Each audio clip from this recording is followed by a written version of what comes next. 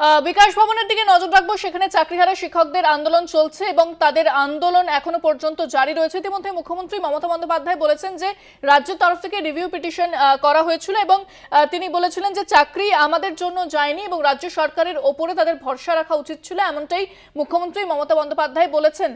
এরপরে কিন্তু পাল্টা প্রতিক্রিয়াও দিয়েছেন চাকরিহারা শিক্ষকরা। মুখ্যমন্ত্রী কি বলেছেন একবার শোনাব আপনাদের। আমি তো মিটিং করে বলেছিলাম আমরা রিভিউ করব। কোর্টের ব্যাপারে আমাদের আইন মেনে চলতে হয়, একটা বাধ্যবাধকতা থাকে, এটা সবাইকে বুঝতে হবে। এবং আমাদের দিক থেকে আমরা রিভিউ পিটিশন করেছি। যদি রিভিউ পিটিশন অ্যালাউ করে ভালো কথা। আমরা চাইব, আমাদের আইনজীবীরা চাইবেন তাদের মতো যাতে ওদের চাকরি থাকে। কিন্তু সেখানে কোর্ট যদি কোনো ডিসিশন নেয় তাহলে আমি বলতে পারি না যে আমি মানব না, কারণ কোর্টের ডিসিশন মানতে আমরা বাধ্য। কিন্তু সেক্ষেত্রে এখনো পর্যন্ত কারো মাইনে বন্ধ হয়নি। এমনকি গ্রুপ সি গ্রুপ ডি যারা টাকা পাবে না তাদের জন্য একটা স্কিম করে টাকা দেওয়া হচ্ছে। এ বিষয়ে বিস্তারিত কথা বলবো। সরাসরি রয়েছেন প্রতিনিধি শুভঙ্কর মণ্ডল। শুভঙ্কর, মুখ্যমন্ত্রী বলছেন যে রিভিউ পিটিশন করা হয়েছিল, চাকরি রাজ্য সরকারের জন্য যায়নি, রাজ্য সরকারের ওপর তাদের ভরসা রাখা উচিত ছিল, এমনটা কিন্তু মুখ্যমন্ত্রী স্পষ্ট জানাচ্ছেন। সেক্ষেত্রে এবার তাদের কি প্রতিক্রিয়া আসছে? তারা বিকাশ ভবনে এখনো পর্যন্ত আন্দোলনে রয়েছেন, তারা কি জানাচ্ছেন?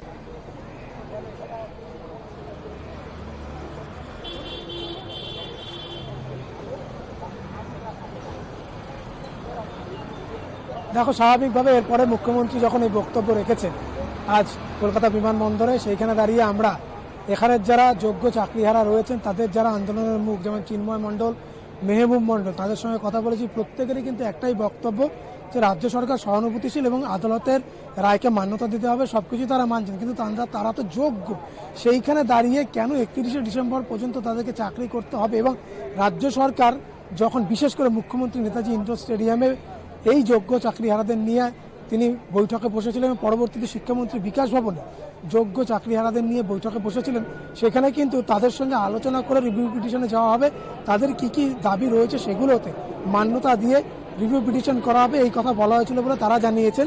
যেটা একেবারে সম্পূর্ণ তাদের অন্ধকারে রেখে এই রিভিউ পিটিশন করা হয়েছে বলে তারা জানাচ্ছেন। শুধু তাই নয়, এই যে খসড়া বিজ্ঞপ্তি, যেটি মে মাসের মধ্যে নিয়োগের যে বিজ্ঞপ্তি প্রকাশিত হওয়ার কথা রয়েছে, তার খসড়াও তাদের সঙ্গে আলোচনা করে করার কথা তারা দাবি করেছিলেন, কিন্তু সেটিও নাকি করা হয়নি বলে অভিযোগ করেছেন তারা। একই সঙ্গে তারা জানাচ্ছেন যে সরকারের প্রতি তাদের পূর্ণ আস্থা থাকলেও এই মুহূর্তে তারা আস্থা রাখতে পারছে না। তার বড় কারণ হচ্ছে তারা রাস্তায় বসে রয়েছেন, টানা প্রায় 13 দিন ধরে রাস্তায় বসে রয়েছেন, এখনো পর্যন্ত কিন্তু কোনো আশু সমাধান হয়নি। যদি 31শে ডিসেম্বর পর্যন্ত সুপ্রিম কোর্টের নির্দেশে তাদের চাকরি রয়েছে, কিন্তু তারপরে কি হবে, তারপরে তাদের ভবিষ্যৎ অনিশ্চিত।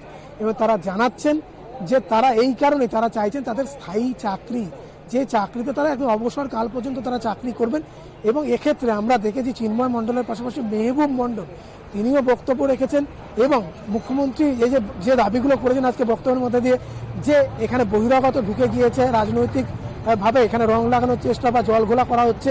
মেহবুব মণ্ডল কিন্তু স্পষ্ট জানিয়েছেন হ্যাঁ এখানে বহিরাগতরা ঢুকেছে, সেই কথাকে মান্যতা দিতে তিনি জানিয়েছেন যে হ্যাঁ হেলমেট দিয়ে যারা পিটিয়েছে তাদেরকে, তারাও বহিরাগত ছিল, পুলিশের মধ্যে অনেকে বহিরাগত ছিল, শিক্ষকদের আন্দোলনের মধ্যে বাইরে থেকে এসে বাইক নিয়ে বেশ কয়েকজন এসে রাত্রে তাদের শাসানি দিয়ে গিয়েছে, দল বলে এসে শাসানি দিয়ে গেছে, সেখানে বহিরাগত ছিল। মুখ্যমন্ত্রী যে আন্দোলন করেছিলেন এক সময় সেখানেও বহিরাগত ছিল। শিক্ষকরা যে চাকরিহারা শিক্ষকরা তারা যে আন্দোলন করছেন সেখানেও অনেক ক্ষেত্রে বিভিন্ন সময় বহিরাগত এসছে। অর্থাৎ বহিরাগত তত্ত্ব সেটি তারা মান্যতা দিলেও তারা কিন্তু তির্যকভাবে মুখ্যমন্ত্রীকে এর মাধ্যমে কিছুটা হলো আক্রমণ করেছেন, এটা তাদের বক্তব্য দিয়েই স্পষ্ট হয়েছে। এবং স্বাভাবিক কারণে কিন্তু এই যে যারা আন্দোলনের মুখ তারা স্পষ্ট জানাচ্ছেন যে আন্দোলন এই মুহূর্তে তাদের চলবে। এবং তারা এটিও বলেছেন যে তারা চাইছেন মুখ্যমন্ত্রী এখানে আসুন, কেন মুখ্যমন্ত্রী এখানে আসছেন না, এবং সেই কারণে তারা কিন্তু বলছেন যতক্ষণ না মুখ্যমন্ত্রী আসবেন এইভাবে তারা এখানে আন্দোলন চালিয়ে যাবে, রাস্তার আন্দোলন তারা চালাবেন। মুখ্যমন্ত্রী যখনই আসবেন তাদের সঙ্গে কথা বলবেন, রাস্তার আন্দোলন থেকে তারা সরে যাবেন, কেননা এটা শিক্ষক এটা কাজ নয় রাস্তায় বসে আন্দোলন করা। আর তারা পেটের দায়ে, পেটের জ্বালায়, জীবিকার জ্বালায় রাস্তায় বসেছে। এবং সেই সঙ্গে সঙ্গে তারা কিন্তু একইভাবে তারা জানাচ্ছেন যে তারা শিক্ষকতা করতে চান, এই আন্দোলন থেকে তারা সরতে চান, কিন্তু তার জন্য সরকারকে এসে মুখ্যমন্ত্রীকে এসে তাদের সঙ্গে কথা বলতে হবে। এবং তাদেরকে এই প্রশ্নও করা হয়েছিল আজকে তাদেরকে পুলিশ যে তলব করেছে তারা এখনো পর্যন্ত কেন যেতে পারলেন না। এই যে বিধাননগর উত্তর থানা পুলিশ তাদেরকে তলব করেছে, মেহবুব মণ্ডল কিন্তু স্পষ্ট জানিয়েছেন যে তারা, এবং একই সঙ্গে চিন্ময় মণ্ডলও, তারা তাদের যারা আইনজীবীরা রয়েছেন তাদের সঙ্গে সলা পরামর্শ করছে। সেই পরামর্শ অনেকটাই দীর্ঘায়িত হয়েছে, এখনও সেই পরামর্শ চলছে, আলোচনা। বিকেল 4টে নাগাদ তারা যাবেন, কিন্তু এইটা ভেবে নেওয়ার কোনো জায়গা নেই যে তারা ভয় পেয়ে গিয়েছেন, তারা গেলেই গ্রেফতার হবেন, সেই ভয়ে তারা যাচ্ছেন না, এরকমটা ভাবার কোনো জায়গা নেই। তাহলে আজকে হাসতে হাসতে এসে এখানে আসতেন না তারা, এখানে এসে তারা সংবাদ মাধ্যমের সঙ্গে কথা বলতেন না, আন্দোলনের নেতৃত্ব দিতেন না, স্লোগানিং শাউটিং করতেন না। হয়তো তারা জানাচ্ছেন সদর্পে তারা আজ থানায় যাবেন, সেখানে গিয়ে তারা পুলিশের সঙ্গে দেখা করবেন, যেহেতু তাদের তলব করা হয়েছে। এবং 21 তারিখ আরও একটি টিম তারা যাবেন। মোট 17 জনকে ডাকা হয়েছে বলে আমরা জানতে পেরেছি, এরা প্রত্যেকেই কিন্তু যাবেন বলে জানানো হয়েছে। এবং স্বাভাবিকভাবে তারা জানাচ্ছেন যতক্ষণ না তাদের কাজে বা চাকরিতে স্থায়িত্ব আসছে, এইভাবেই তারা তাদের আন্দোলন চালিয়ে যাবে। একেবারে ধন্যবাদ শুভঙ্কর, আমাদের সঙ্গে সরাসরি বিকাশ ভবনের সামনে থেকে ছিলেন আমাদের প্রতিনিধি শুভঙ্কর মণ্ডল।